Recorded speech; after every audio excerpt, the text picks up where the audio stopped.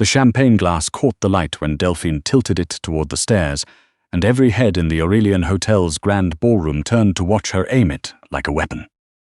"There she is," Delphine said, loud enough for the string quartet to falter. "My little sister. The one who counts other people's money, because no one will ever give her any of their own." Ismene didn't look up. She was standing near the service door where the caterers came and went, in a navy dress she'd bought second-hand, and steamed in a bathroom that morning. And she kept her eyes on the marble floor because she had learned a long time ago that the floor never laughed at her. The laughter came anyway. It always did. A ripple of it moved through the tables, 300 of the city's wealthiest people in their tailored black, and it landed on the back of her neck like something warm and rotten. "Come on, Izzy," Delphine called. "Smile. It's Daddy's night. Try not to embarrass him." Their father, seated at the head table beside men whose names Ismene had only ever seen printed on invoices, did not look at her at all. He was laughing at something Delphine had set up for him to laugh at. He had been doing that her whole life, laughing at the jokes other people made about her, because it was easier than choosing a side. She had come tonight only because he'd asked her to, and because some stubborn, stupid part of her still hoped that this would be the year he introduced her to someone as his daughter, and not as an afterthought. That hope had a shelf life of about 9 minutes, which was how long it took Delphine to find her. Ismene set down the water she hadn't drunk. She thought, "I will go to the coat check, I will get my coat, I will walk out, and I will not cry in the taxi." She had rehearsed the sentence so many times it had a rhythm to it. That was when the room changed. She felt it before she understood it, the way a crowd goes quiet in layers, the far tables first, then the near ones, a hush moving toward her like weather. The quartet stopped entirely. Somewhere a woman said, "Is that?" and didn't finish. A man had come in through the main doors at the top of the stairs, and he was coming down them slowly, one hand loose on the gilded rail, and he was not looking at Delphine, or at their father, or at the head table where the important men had gone stiff and pale. He was looking at Ismene. She had never seen him before. She would have remembered. He was somewhere past 40 tall, in a way that made the room feel low-ceilinged, in a charcoal suit that fit him the way armor fits a man who has been fitted for it more than once. There was a scar that started under his left ear and disappeared beneath his collar, and another, thinner one through his eyebrow, and his face had the particular tiredness of someone who has stopped, expecting to sleep well. His eyes were the color of wet slate. They did not blink. The whispering told her his name before she could ask it. Castellan. It moved through the ballroom the way the word fire moves through a theater. "That's Castellan. What is he doing here? Who invited—" "Nobody invites." Her father had stood up. That was the detail she would remember later, lying awake.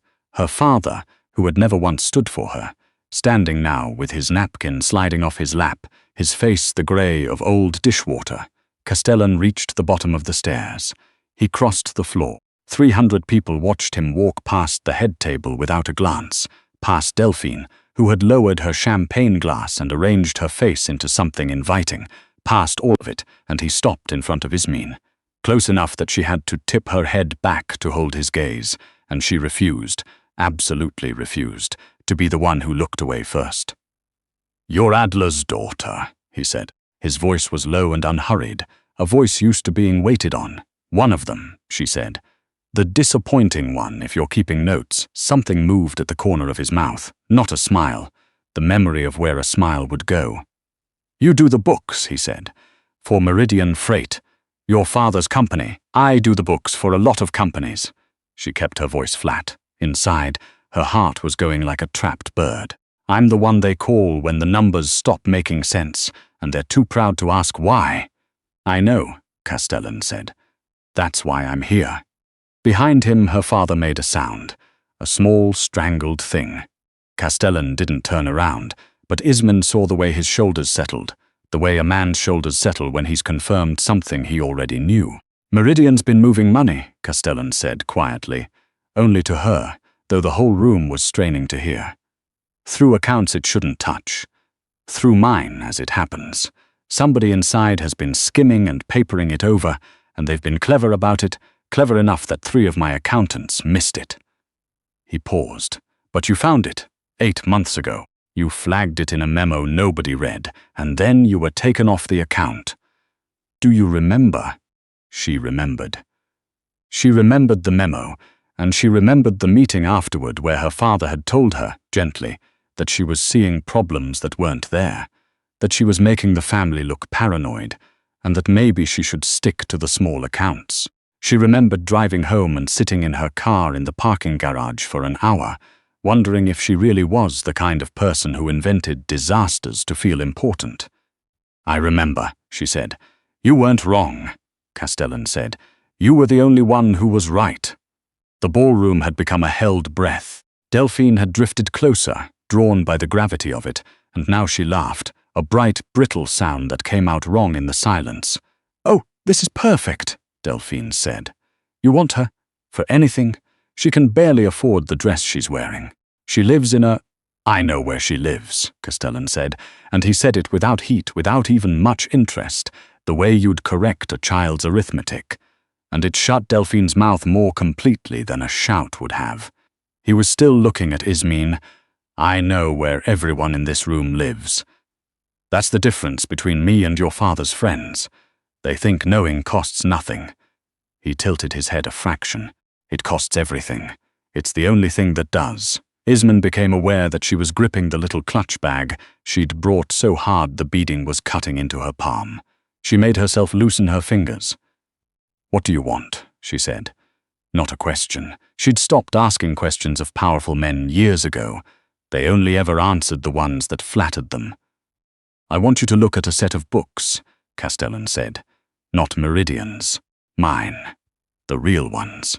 I want you to find the leak your father spent 8 months pretending doesn't exist, and I want you to do it before it costs me more than it already has." His slate eyes moved over her face, unhurried, reading. "I'll pay you what you're worth, which is a number nobody in this room has ever bothered to calculate. And I'll do it in front of all of them tonight, so there's no confusion later about whose name is on the invoice. And if I say no, then you say no," he said, "and I leave, and you finish getting your coat, and nothing changes. I don't threaten people who work with numbers. Numbers are the only honest thing left." He paused, and for just a moment the tiredness in his face deepened into something almost human. "But you won't say no, because you've spent your whole life in this room being told the thing you're best at is a liability, and I'm the first person who's ever told you it's the most valuable thing you own." She should have said no. Every sensible cell in her body was drafting the refusal. He was a criminal. The whispers had made that much clear. You did not become Castellan by being kind. He carried scars the way other men carried cufflinks. Whatever leak he wanted found, finding it would mean standing between very dangerous people and their money. And people like that did not send apology notes. But she thought about 8 months of being told she was paranoid. She thought about her father, standing there with his napkin on the floor, who still hadn't said a single word to defend her. Who wouldn't, who never would. "I want it in writing," she said. "A real contract. My rate, my hours, and a clause that says the minute I feel unsafe I walk, with everything I've earned to that point. Done. And I want a car home tonight that isn't yours. I don't get into cars with men I've known for 4 minutes. That almost smile again, closer this time." "Smart," Castellan said. "There's a driver named Oshun outside. She's mine, but she'd shoot me before she'd let anything happen to a client. Ask her about it sometime.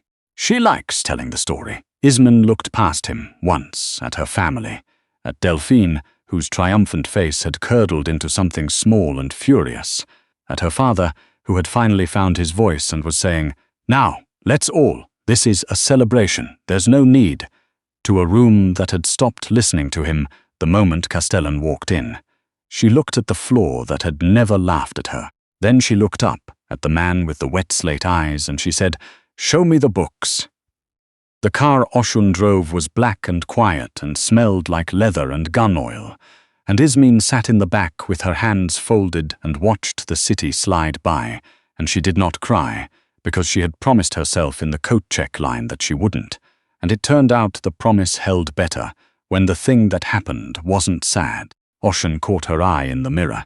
She was maybe 50, with close-cropped grey hair and forearms like cabled rope. First time meeting him? Is it that obvious? You've still got your spine, Ocean said. People lose it around the second meeting, usually. Realize what he is. She turned the wheel with one hand. He tell you he doesn't threaten people who work with numbers. He did, it's true. He'll never threaten you. Ocean's mouth quirked. The people around you, though, the ones between you and what he wants, those he'll bury. So the trick is to make sure you're the number and not the noise. You understand the difference? Ismene thought about it. The number is what's true. The noise is everyone lying about it. Ocean laughed, a short, surprised bark. "Huh," she said. "He's gonna like you.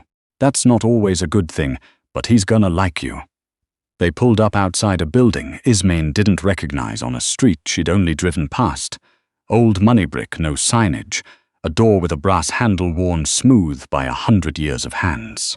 Inside, past a lobby with no directory and a man at a desk who nodded at Ocean and did not look at Ismene at all, there was an elevator that required a key, and at the top of it, a single long room with a wall of windows and a table longer than her apartment. Castellan was already there, jacket off now, sleeves rolled to the elbow, and she could see more of the scars, a long one down one forearm, old and silvered, and the ropey ridge of something worse near his wrist. He was standing over a spread of ledgers and printouts and 3 laptops, and he looked, in the low light, less like the man who had emptied a ballroom and more like a man doing his taxes at 2 in the morning. "You came up?" he said, not turning. "I wasn't sure you would, you said please. Sort of. In your way." She set her clutch down and walked to the table and looked at the mess of it, and something in her chest that had been clenched all night began, quietly, to open. This she understood. This she was good at.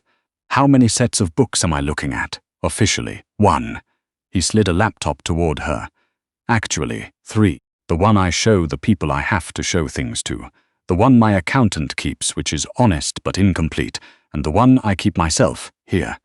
He tapped the ledger, a real paper ledger, filled in a small, precise hand, "which is complete but which only I can read, because I don't trust anything that can be copied." Ismene pulled out a chair. She sat.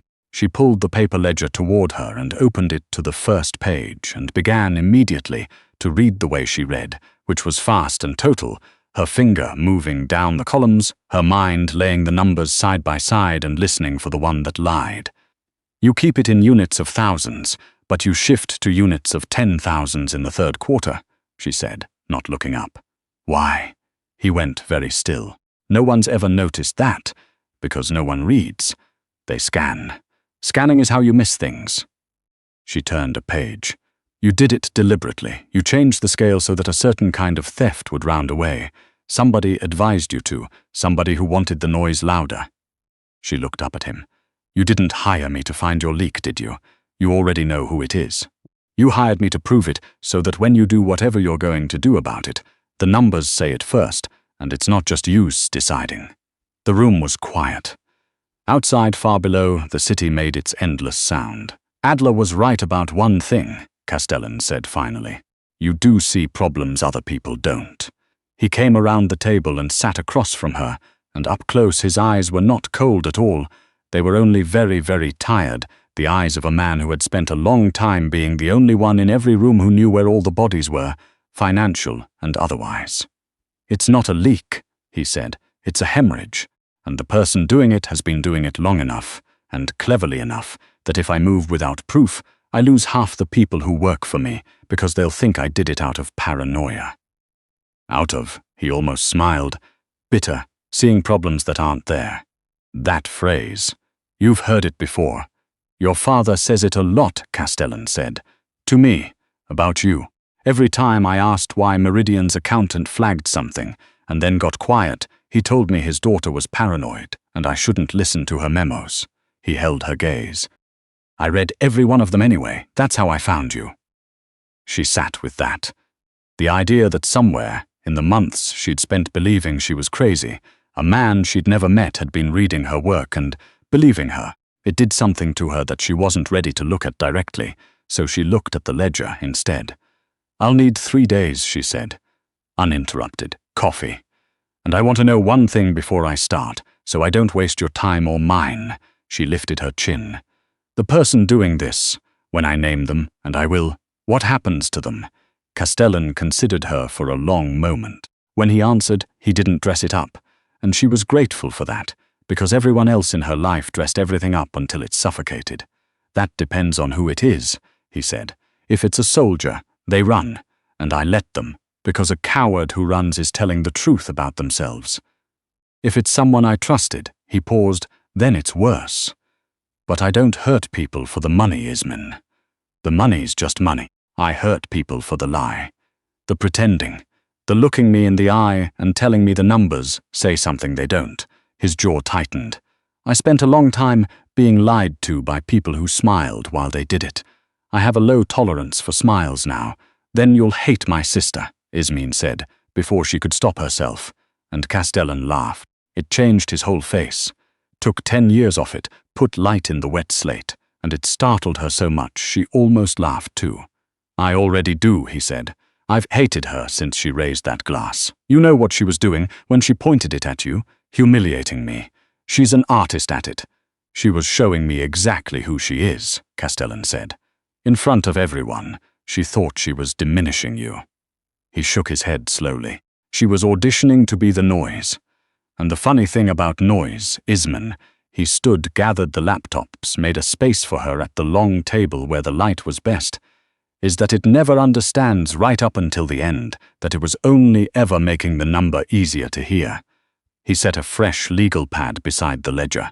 He set a pen on top of it. He looked at her the way no one in that ballroom had ever looked at her, not with pity, not with contempt, not with the exhausted patience her father wore like cologne, but with something that, if she'd had to name it, and she was very cold, recognition. 3 days, he said. The coffee's already on, and Ismene, he was at the door now, and she thought he was going to say something about the money, or the danger, or the leak. Instead he said, "When you find it, come find me. Don't send a memo, I'll actually be listening." The door closed behind him. Ismene sat alone at the long table with 3 sets of books, and a city glittering cold and enormous beneath her, and for the first time in longer than she could remember, she did not feel like the disappointing one, the afterthought, the stain on the upholstery. She felt like the only one in the building who could hear the truth. She picked up the pen. She opened the ledger, and somewhere across the city, in a ballroom emptying of its shocked and whispering guests, her father was learning, far, far too late, that the daughter he'd spent a lifetime calling paranoid had just been hired by the most dangerous man in the state to prove she'd been right all along.